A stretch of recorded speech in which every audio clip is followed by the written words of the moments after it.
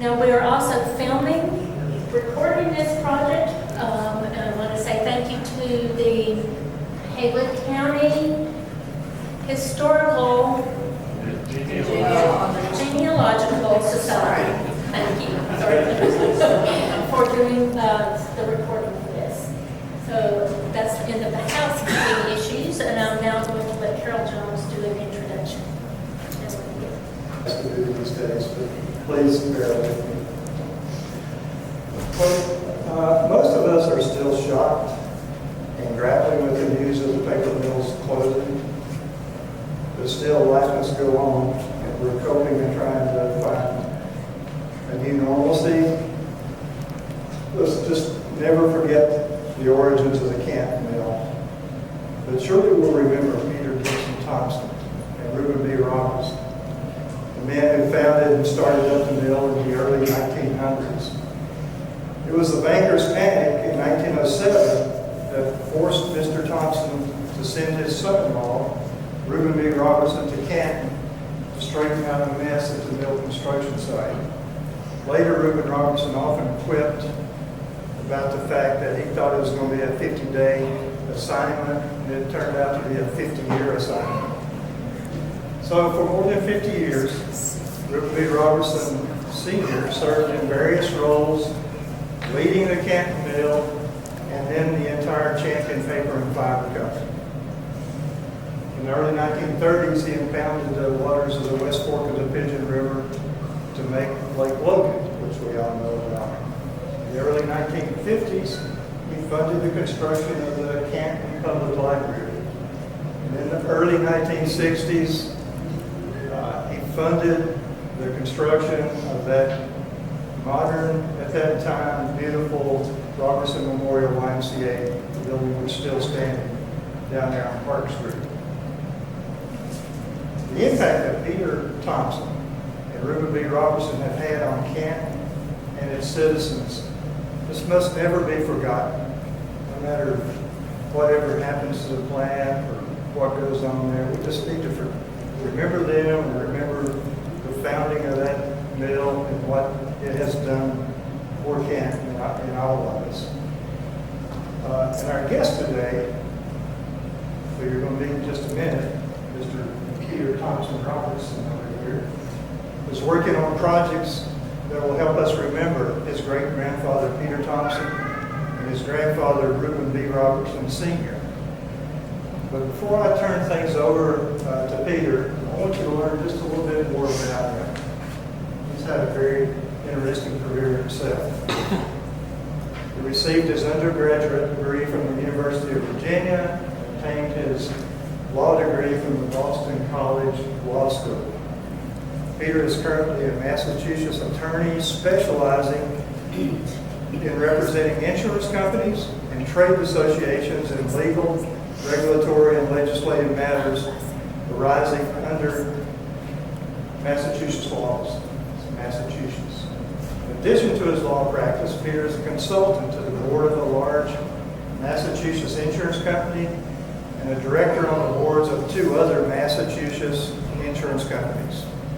Previously, he was a deputy commissioner and general counsel of the Massachusetts Division of Insurance. So, Peter, I guess that means you're from Massachusetts, right? No. I think he's from Massachusetts. I grew up in Ohio, went to school in Asheville, and then migrated. But there's an awful lot of Massachusetts reference. No, I've lived there for 15 plus years. As mentioned earlier, Peter is a great-grandson and namesake of Peter G. Thompson and the grandson of Reuben B. Robertson Sr. His father was Reuben B. Jr. 2 years ago, Peter began to research and write a biography primarily for his family members about the 3 Reuben B. Robertsons, his grandfather, his father, and an elder brother. Each of them had a very distinguished and accomplished career and were very often very public jobs and roles. He is also researching and writing about his great-grandfather, Peter Thompson, and the enormously successful paper business he founded. Several of Peter's biographical pieces about his great-grandfather and grandfather have been published in the Waynesville Mountaineer, which hopefully or probably you've read in the past. Peter admits to the fact that he's gradually turning from a lawyer into a family biographer and historian. So now maybe it's time to hear from that lawyer, family biographer, and historian, Mr. Peter Robertson.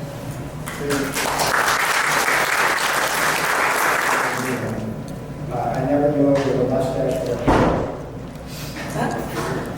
Just not this photograph. It was quite astonishing.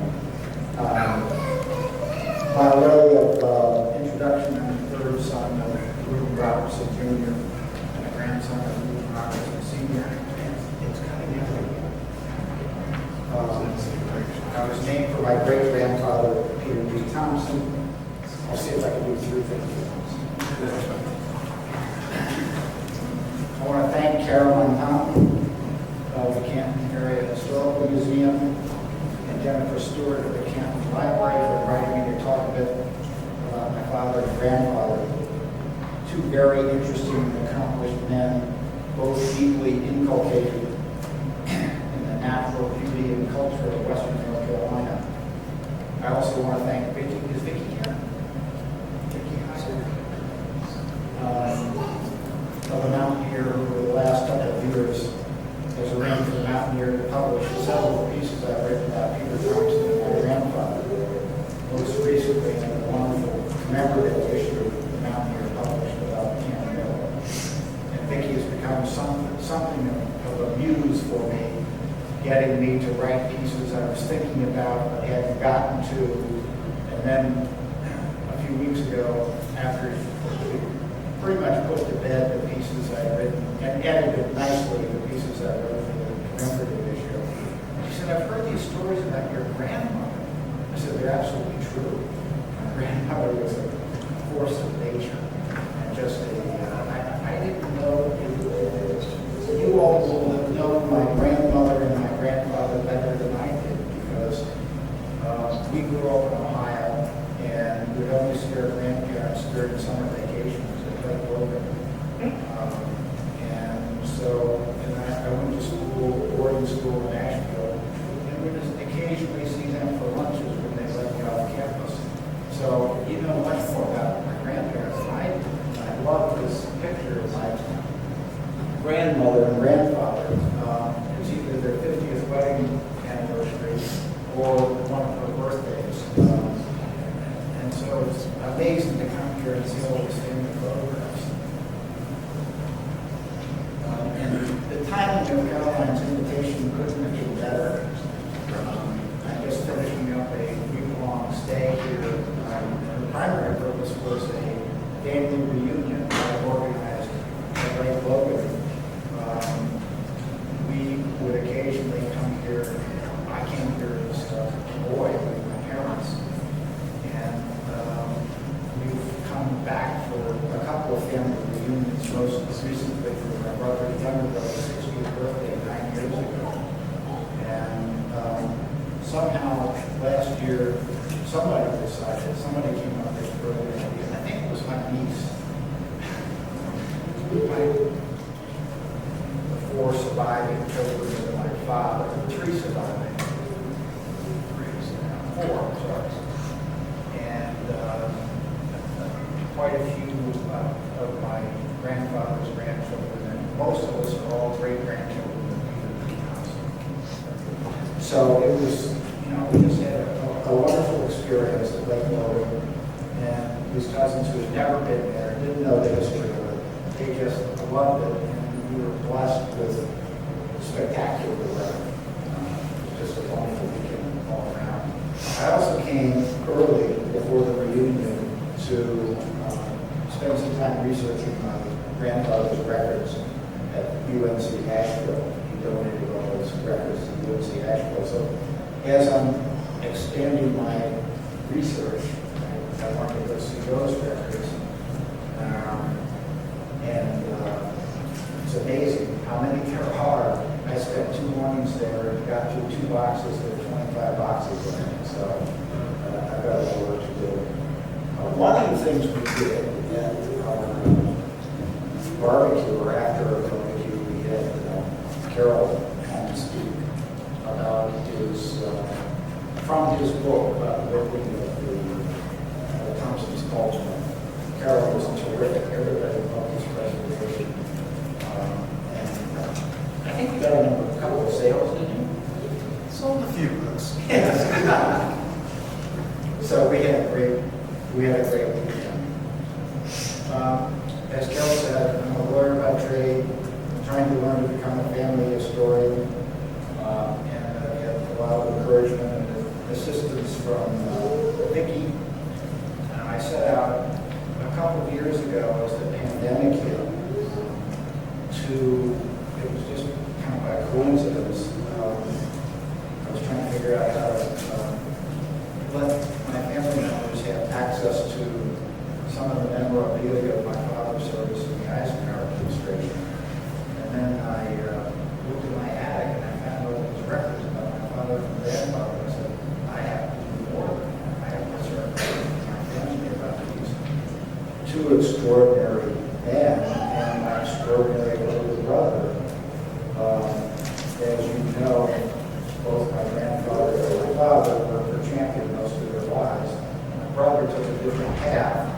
He became a lawyer and lived in Washington and worked for Ralph Nader much of his career and won a big Supreme Court case for Nader. And he's going to be the next focal point of my research. And my research and writing necessarily got into Peter D. Thompson, who was just an amazing man. PG started out operating retail after learning the trade, retail bookstore, and book publishing, and had a very successful career as a children's book publisher, which are now collector's items. Faced some vigorous competition from a bigger firm in New York, and decided to get out. So he went to buy the New York firm out. And it's great. He went up there and said, I'm here to buy you out. Well, Mr. Thompson, we're not in the business of selling. We're going to buy you out. He said, well, you must be worth in the millions. And they said, you must be worth in the thousands. So they bought him out for $100,000. He tried a real estate scheme for a while. That didn't work because of some financial panic. And he took a big chunk of the land that he had bought for real estate development, and the remaining capital from the sale of his book business, and built a champion. He acquired the rights to a patent owned by a man in Massachusetts to a paper coating process. And he got exclusive rights to use the paper coating process in western New York. And then within a year, he was doing so well, he bought out the stock over there, share, and then it just took off. So he made himself extraordinarily wealthy, and as Carol has talked about, decided he needed a lot of hope in Western North Carolina, came down here and spent a lot of time here searching through the mountains, buying up large swaths of timberlands to supply wood for the new pulp mill. And again, my grandfather come down, as Carol said, for 50 days, stayed for 50 years. He had given up his law practice to come down temporarily. Brought his young wife, who grew up in a very privileged background, and 6-month-old daughter,